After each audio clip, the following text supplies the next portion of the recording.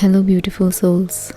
I am a highly sensitive person, and no, it doesn't mean being highly emotional as people think. It just means we feel too deeply. It's more like connection to anything is more intense. There are places where highly sensitive people are more fragile, and there are places where they are really strong. I really like being alone a lot, and I like to be social only once in a while because I need my peace and quiet. I get overwhelmed if I spend longer time in the crowd or have to be social back to back, or if I don't get my personal space. It just becomes hard for me to function or understand what's going on around me. I need my space, I need to be alone to restore my energy.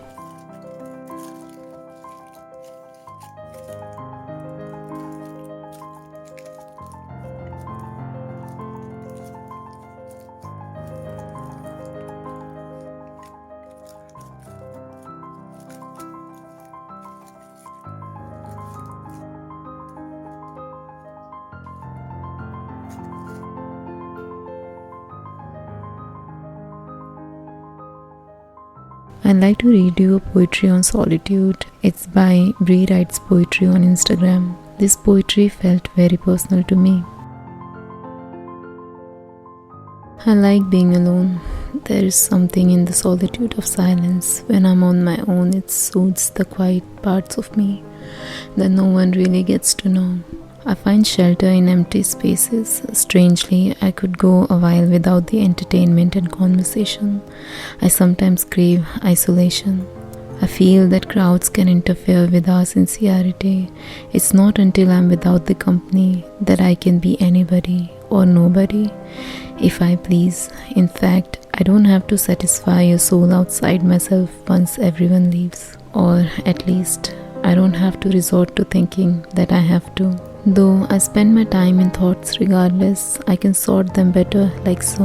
There's no guessing whose opinions are whose. There's this calmness that washes through and over me. When I withdraw from the rest of this world, people are busy. So I like being alone, because only then I can just be me.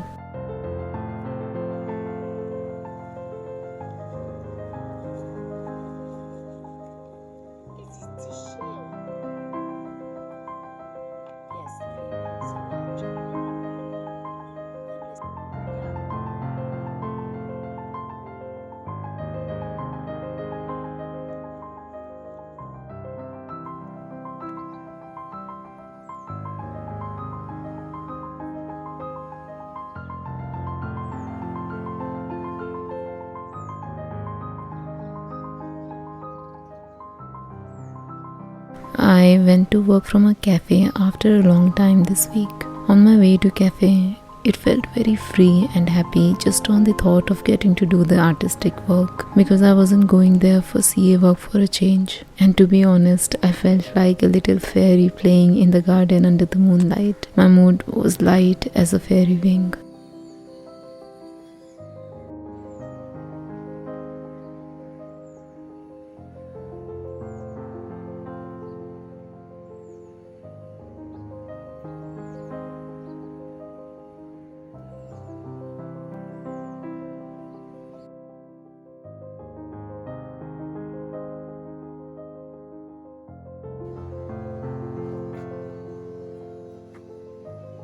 When I reached the cafe and I heard people talk about consumer marketing, rate of interest and other business talks, it made me feel so out of place. I did not share their enthusiasm and I was dreading CA work as of now due to a lot of factors. It's not just my lack of interest.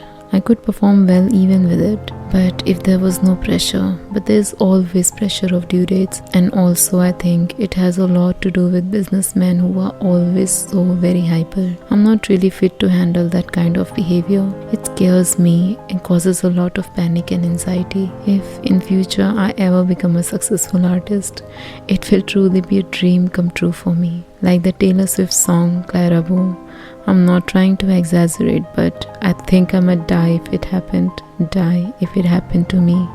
I think you should choose your profession carefully as per your personality and what you can bear, and not how much you can earn or what is accessible. Because no matter how much you want to change, you just cannot do it overnight. Although I'm so very thankful because I am living the privileged life that I am, it's only because of my CA work. But it has a lots of downside for me, and it's not at all easy.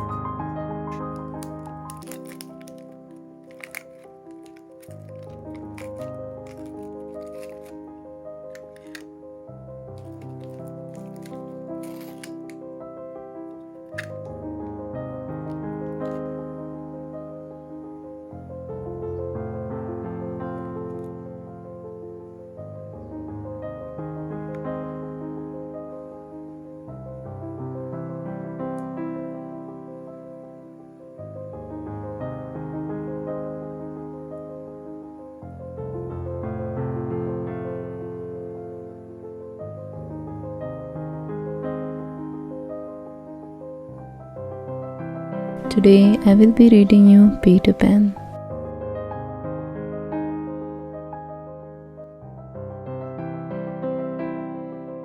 A long time ago, there lived a family named Darling in London. One day, Mrs. and Mr. Darling went to a party, leaving their three kids, Wendy, Michael and John, in care of their dog called Nana. Later, while the children were playing, a strange boy with a tiny fairy jumped into the room through a window. I am Peter Pan, and this fairy is Tinkerbell. We are from a place called Neverland, Peter Pan said to the Darling children. Peter Pan asked the children to come with him to Neverland, where he lived with the lost boys. Wendy, Michael and John were eager to go to Neverland. Tinkerbell sprinkled some fairy dust on the children and they flew off with Peter. As they neared the island, a great blast shook. "What's happening?" cried the children. "It's the pirates, led by Captain Hook," said Peter Pan.